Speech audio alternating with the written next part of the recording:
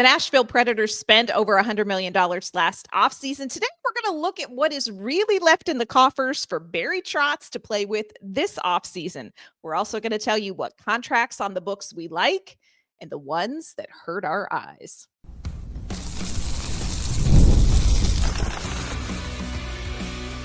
You're Locked On Predators, your daily podcast on the Nashville Predators, part of the Locked On Podcast Network, your team every day.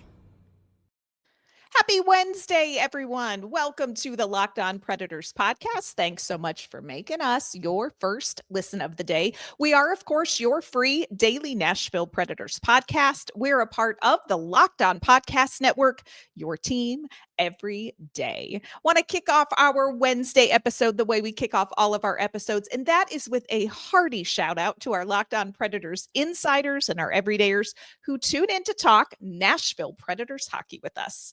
I am Ann Kimmel. I am a writer and co-host with Penalty Box Radio, and my friends, I have a partner in crime. You do. I am Emma Lingan, and I'm the Predators site editor and reporter for the Hockey News. Well, Emma, no matter how much Preds fans want to see this roster updated and improved over this offseason, not much is going to happen without knowing exactly where we're at with the money. So today we're going to take a look at Nashville's salary cap situation. We're going to look at their current contracts, talk about what money could move on or off the books, and we're going to tell you who we think should give Nashville the best bang for their buck next season. So we're here talking all about the money. Before we do that, though, we need to pause because today is a huge day for Locked On Predators, especially for upper management. Those of you who have been around know upper management is Minka, Emma's dog. She is the boss of us. And today is her 5-year anniversary of Minka Gotcha Day. So happy Gotcha Day to Minka and to Emma and to me because she's my boss. Well, obviously to you. I mean, first and foremost to you, Ann. No, as I say, yeah, it's her gotcha day, but every day in this house is Minka Day. She makes sure of that. So, yeah. Yes, but very special. I was getting all emo earlier today because I was looking through all the baby upper management photos. She was so tiny. She was so tiny. She has such a big influence, though. A, she is the boss of us here at Locked On Predators, but yes. B, she has become a part of the Kimmel family vernacular because now we all refer to going to the bathroom as I got to go take a minkle tinkle. Yes. And it's not even necessarily dog specific in our house now. It's just, I'm just going to step away and take a minkle tinkle. You're welcome. Thank you, Minka. So happy Gotcha Day. Good choice, Emma. Good choice. Emma and I are going to be the bosses of the books on today's episode. We want to talk about salary cap because I think it's very clear Nashville has some issues they have to address this offseason. Barry Trotz has talked about got to get that right shot defenseman, always on the hunt for improving the center depth for the Nashville Predators as well. But you can't do it for free. Or it's very tricky to do it for free. And so we got to look at the money before we get too wild and crazy with our off-season suggestions for Barry Trotz. So, Emma, as you look at where Nashville stands, they have in salary cap space as of today, Minka's Gotcha Day, they have $6.98 million. They also have it's $6,980,664 if we want to be exact. How do you feel about almost $7 million in cap space? Do you feel like Nashville can do much with that? What's got to happen to make this offseason work for Barry? A lot. A lot. And, I think that pardon me for not knowing this off the top of my head, as we've already discussed on the show, we're not math people, but does that amount include the, Ryan Johansson salary off the book? So this is all from Puckpedia, and I believe Puckpedia does not factor that in, but I could be wrong. I could be wrong. There is $4 million tied up in a Ryan Johansson Philadelphia Flyers drama. That's $4 million worth of drama. We're just waiting to find out about. But either way, that's coming off the books next season, which is nice. Let's not pay a guy who's not here more. Right. I mean, at this point, it doesn't matter because it would come off the books anyway after this year. So whatever. But yeah, so $7 million. No, I don't know that there's much that you can do with that in a way that's going to have an impact. With the cap is going up this year.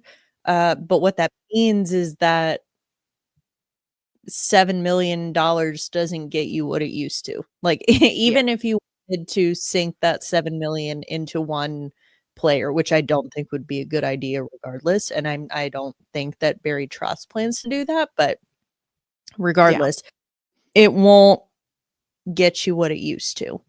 And so that's where I'm like, I would expect if you want to address an area of needs such as a veteran right shot defenseman, you're going to need to do that via trade and not free agency, because you are not winning a bidding war with that amount of cap space.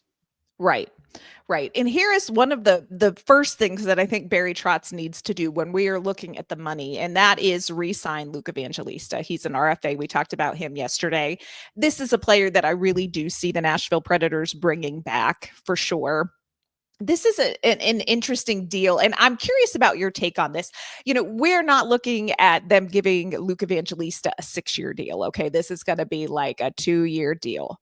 But they just did this with Tommy Novak. If you all can cast your mind back to the Tommy Novak era, that was like 6 days ago, but it felt like 84 years.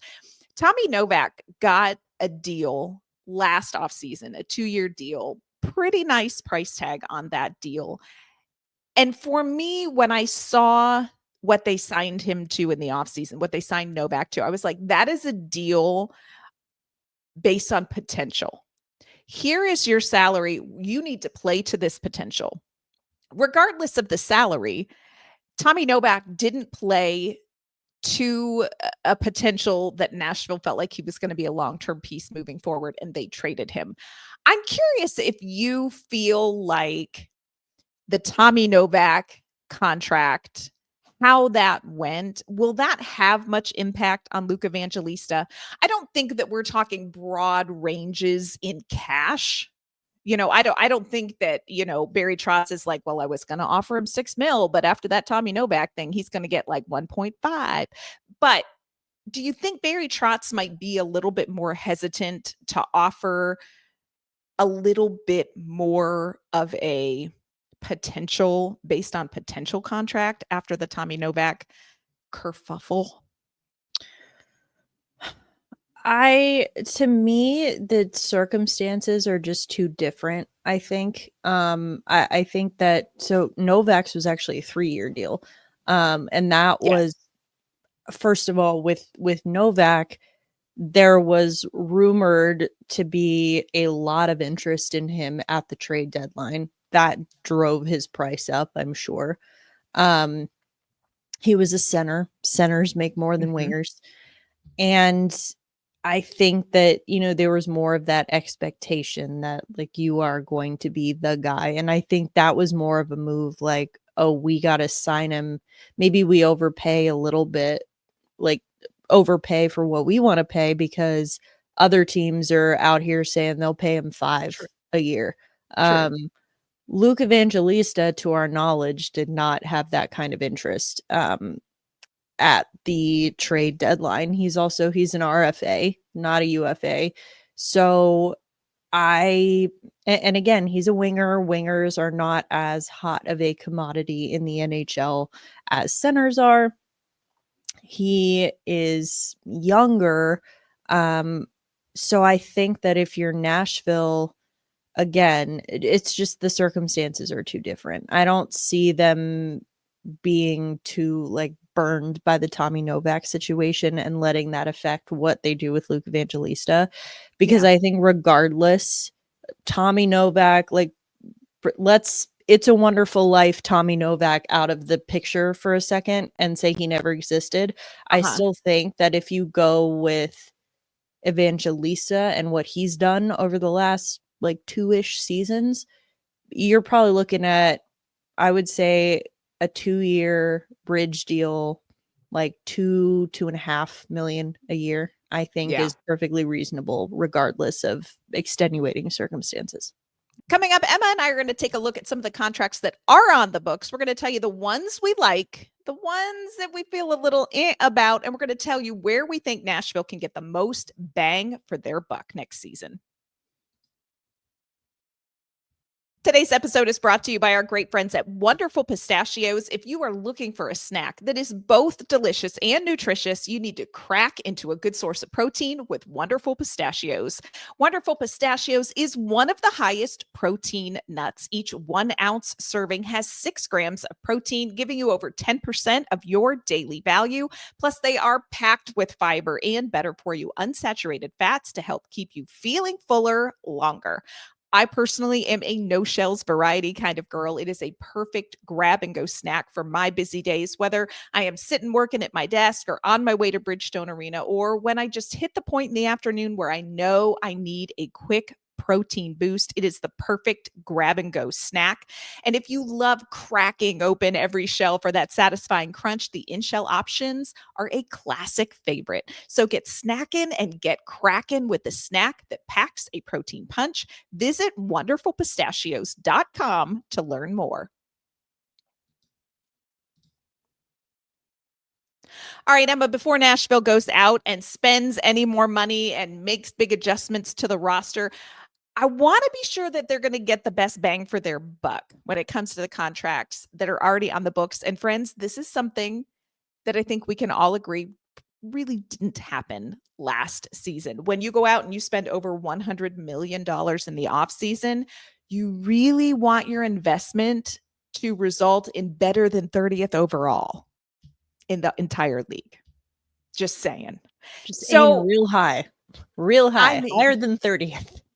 This is what I take heart in. I know last season was 84 years long for those of you who have been following along with us, but it can only get 2 slots worse. And I'm thinking the odds say it's going to go up. So hang in there, folks. These are the things I tell myself in the quiet of the night, friends, during the off season. So Emma, when you look at the contracts that Nashville has on the books for next season, is there one that you look at and you're like, you know what, this is a contract I actually feel really good about, whether it is AAV, whether it is length, whether it is, you know, what you're getting for the price? Is there a contract that you're like, this one does not keep me up at night? Well, I think the easiest and most obvious answer here is the same as it has been for the past however many years it's been, but Colton Sissons at that price is a freaking bargain. He's making what, 2.75 a year or something like that. It is what does keep me up at night though is that it is the last year of his contract, and because he is so, every year we hear his name in around the trade deadline because he is at such a good price and he's such a good, you know, bottom 6 forward. And that's what teams are usually looking for at the trade deadline is bottom 6 forwards. And he's never been traded. But this year, since it is the last year of his deal, that's what keeps me up at night more than like the contract itself. But that's kind of a gimme answer. Yeah, no, I agree with you. You get so much for Colton Sissons at that price. You get so much. And I'm talking on ice. This guy is so multi-purpose. You know, he can play center, he can play winger, he can play, you know, kind of more of a high offensive role. He can play that dump and chase kind of role. He can be physical if he needs to. But I love too the fact that Colton Sissons, who is maybe not somebody who is the most vibrant, outspoken guy in the NHL, his voice in the locker room carries a lot of weight in that locker room, you know, and he may not be the glamorous Captain Roman Josi or Jonathan Marchessault or Steven Stamkos or Philip Forsberg, but in that room, they all know to listen to Colton Sissons. There's such value to it. Sissons is one of the reasons why Nashville has to get it together this season, for the reason you were talking about, because if you do not have it together for a postseason something, you are going to lose Colton Sissons and you're going to get like a pick or a prospect or something. You are not going to get value for value. You're not. No, you're going to lose Colton Sissons for like a 4th round pick if you don't get it together. Yeah. Get it together, for the love of Colton Sissons. I think that is so huge. I agree with you. That's the kind of stuff that does keep me up at night, looking at those kind of contracts. Here is one that I like that I know people in Nashville are not fans of, and I am fine with Juuse Saros' contract that's kicking in. I am fine with this contract, friends. $7.74 million. I was going to say that one, but then I was like, no one agrees with me, but you do. So thank you. A club of two. Again, cap's going up, $7.74 million, a bargain for what you're getting, people.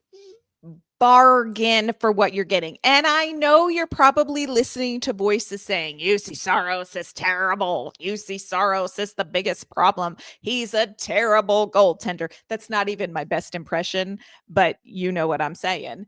Juuse Saros is going to be just fine.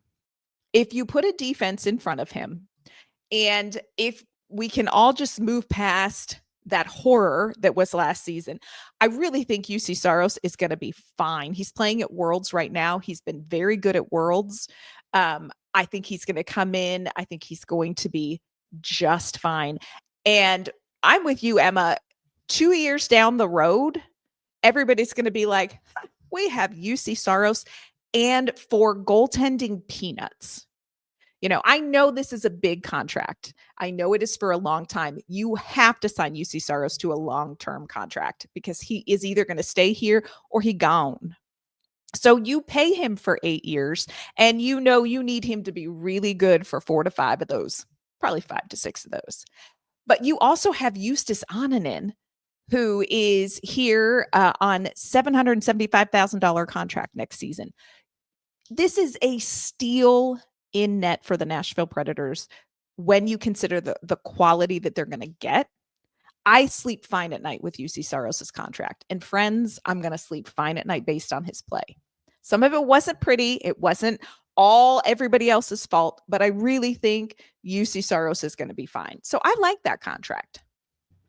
Totally. And I do too. And I think that, you know, you mentioned Annunen, you're getting him for league minimum as well. Yeah. And there's also, you know, we got the draft coming up, and Jeff Kelty had talked about wanting to get a goalie. I have seen some mock drafts where Joshua Ravensbergen, Bergen, I don't know, one of those, the top goalie in this year's draft class. I've seen mocks with him falling to the Predators at like 25th or wherever they pick, 25th, 26th, whatever it is. So I'm like, that timeline for him lines up a lot better with that of Juuse Saros than Yaroslav Askarov's did. Got it right. So I think that, you know, it's not like there's no hope. You know, if Saros doesn't turn it around, which again, I don't think he wasn't lost, you all. He wasn't lost. The problem. He wasn't the problem. The problem. If you listed out in order 1 to 10, the biggest problems that Nashville Predators had last season that led to an absolute implosion of expectations, Juuse Saros is in 6 to 10. You know what I'm saying? Like, we don't even get to talk about him until hours into the podcast if we're doing that. I will say this. There is one number that I'm not a huge fan of, and it's a whole podcast as to why we're paying this. But can we talk about the fact that next season, the Nashville Predators are going to pay $6.5 million for Matt Duchene to kick their ass? What a deal! Bless. While he makes probably like another 3 million or whatever steal of a contract, I'm sure Dallas will re-sign him, especially after the run that they've been on to this point. You know, even if they don't make it past Edmonton, they still made it to the conference final. Yep. They're getting him at a freaking bargain because he's getting paid handsomely by the Nashville Predators. That one has always bothered me. I think, and again, it's not just because, oh, well, now he's in Dallas and he's playing well, so now I wish we had kept him. No, I always thought it was a bad idea. And I hated how he got lumped in with Ryan Johansson in that conversation because Matt Duchene and Ryan, a lot more nuance to that whole situation. There's so much. Matt Duchene was still contributing. He was still contributing on the ice in a big way. I mean, he wasn't having the career best season that he had the year before, but who was? Like, that's the thing. I just think that Johansson was not contributing. So that's different.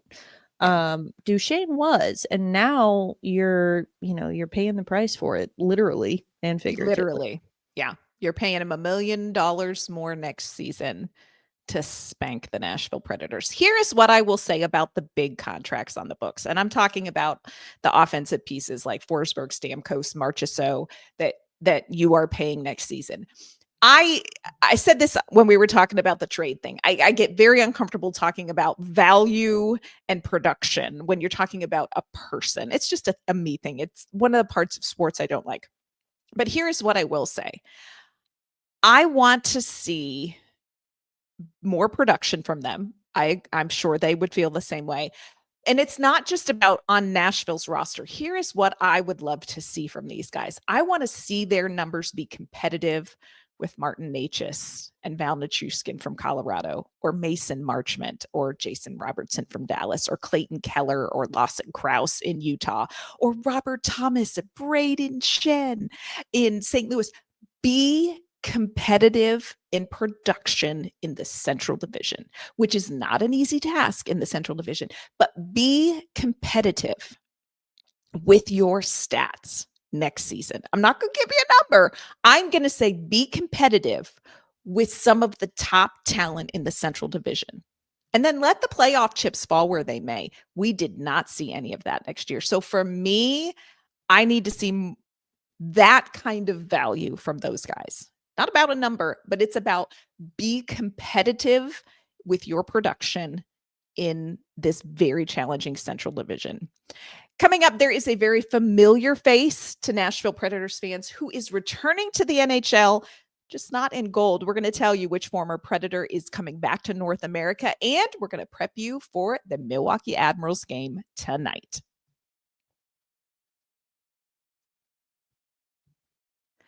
All right, Emma, we want to welcome back to the United States good friend Egor Afanasyev. News broke earlier this week that Igor is coming back to North America. He is signed to a 1-year, $800,000 deal with the San Jose Sharks, and he is going to be playing next season for San Jose. Very interested in this. The San Jose's general manager just talked about like, hey, we want to get him back here, get him on the ice. We like his size. We like his skill set. We like that he's going to contribute to our forward group. This is a player that Nashville, this is one of those players, there's a narrative around Nashville and Egor Afanasyev and Phil Tomasino, and we've done podcasts about that. But the Predators traded Igor for Ozzy Weisblatt back in June of 2024. He then went and played in Russia this past season, but he is back in North America. Interesting move for Egor Afanasyev. And it makes San Jose, look, we're going to be honest, we sneaky like to watch the San Jose Sharks, me and Emma do. So it makes it a little bit more fun. Yeah, and I'm sure Predators fans will have a very normal reaction to watching Afanasyev and Askarov being on the same team. Don't score goals, don't save goals. We don't have time for angst. We are angst out here. They're very likable people. And so I think that, people that anyway, that's another podcast. But I think that so for Predators fans, I think you can take heart with this whole narrative around, well, they can't draft and develop forwards, whatever. Because Igor went over so when he was traded for Weisblatt, the Predators traded his rights because he was an RFA. So his signing rights. And so I think that he was he goes over, he opts to go to Russia, and he really didn't have his best season in Russia either. So he's, given it another go at the highest level. He has a chance to do it. I mean, I think it's smart for him. His rights are still owned by the San Jose Sharks, so he can exclusively sign with them. That being said, if he does not make the roster out of camp, he is not waivers exempt. So it could be a pretty short-lived stint with San Jose, depending on how training camp goes for him. But I always kind of like this fit for him. I think that there's less pressure on him in San Jose, not only because they're a rebuilding team, but because he is not expected to be one of their big stars. When you have a situation like the one they're in. So I don't know. I like this for him. If there is one thing Nashville Predators fans have learned, it is that expectations are the curse of the hockey gods. We went through that this season. And I agree with you. I think there is something to be said for going into a place where it is not you carrying everything. We saw Steven Stamkos, Jonathan Marchessault, Brady Shea come in here. And hey, by the way, expectations for the whole team and for you were so big. And you can collapse under the weight of that. You got to get in the right spot. I'm with you. I think this is a really good opportunity for Igor. That he and Askarov are going to be happy to be together. They're good buddies. The Russian contingent that Nashville had for a while, I would have hung with them. I don't know that I could have hung with them, but I would have. It would have been fun to try until about 9 p.m. And I think they would have warned me. I just don't know that I could have been cool enough. But I think that's really interesting. We mentioned Ozzy Weisblatt. Ozzy Weisblatt and teammates, the Milwaukee Admirals, are back at it in the AHL Central Division Finals tonight. Game 3. They are returning from Texas to Milwaukee, which I love to see. You all, I've said it once, I'm going to say it real quick again, and then I'm just not going to keep harping on this. But if you get a chance to go to a game in Milwaukee, go to a game in Milwaukee. They love their Admirals. It is such a great atmosphere. They are kicking off Game 3 tonight against the Texas Stars. Caitlin Lind, get a hold of your brother before this starts. Lock him in a closet. We do not need Cole Lind hat tricking himself all over the place. Puck drop 7 p.m. Again, those games are on Flow Hockey. The other thing that we've gotten to watch recently, Emma, and I have loved this, Worlds. We talked about this a little bit at the top of the show. Ryan O'Reilly, the other day, Team Canada was playing Team Finland. Ryan O'Reilly had the audacity to score a shorthanded goal on Juuse Saros. Audacity. Juuse Saros knows where you dress. Risky. So risky. But Saros got the last laugh because he did stop O'Reilly on the shootout. And Finland won. So take that, Ryan O'Reilly. And then Forsberg and O'Reilly faced off yesterday. Canada and Sweden. I would love to be a fly on the wall, whether they cross paths at Worlds when they are on opposite teams or not, and what that's like. I'm just curious if there's like rivalry there. Do they say anything? Are they like dead to each other at Worlds? These are the things I'm going to follow up on at training camp. You all, don't worry, I got you. Yeah, you got to ask. Investigative journalism right here. That, and do you wear your Stanley Cup ring? People also want to know that. Yeah, well, We get to the bottom of stuff. So Nashville, they've got a little bit of money to spend. They've got a lot of issues that they need to address in this offseason. Of course, this offseason, Emma and I are going to dig in all of that. We're going to talk about trades. We're going to talk about what is possible. We're going to talk about the draft. Nashville, again, that 5th overall pick. Pretty soon, we're going to dive into some draft prospect reporting. So let you know who is available for Nashville, who we like, and what we think is going to shake out with this 5th overall pick, and then what Nashville's going to do with some of their other picks too. So a lot going on for the Nashville Predators. We are regrouping, friends. It's like that last season didn't happen, except it did. We saw the whole thing. All 84 years of it. Oh my gosh. We did. But yeah, but we're looking forward now. So we're going to see what happens. We are going to wrap up this episode. Once again, shout out to Emma for picking Minka 5 years ago today. I don't think the show would be nearly as good without her keeping us on track. So thank you, Emma, for that. Before we log off for good, though, let everyone know where they can find you and your work. You can find me on social media at Emma_Lingan. I'm going to post some baby Minka pictures there because the world needs to see them. And you can find my work at the Hockey News. You will not find baby Minka pictures there, but you will find some good hockey coverage. Very true. You know what, Emma? Can you post some baby Minka pictures at LO_Predators as well while we celebrate? Of course. Okay, so check everything out there, LO_Predators for the podcast. Of course, you can find the podcast on YouTube. You can find me on social media at AnnK_Mama on Ice. You can find my work with Penalty Box Radio as well, friends. That is going to do it for this Wednesday edition of the Locked On Predators podcast. Thanks again so much for joining us and making us your first listen of the day. We will be back tomorrow with an all-new episode. We'll see you then.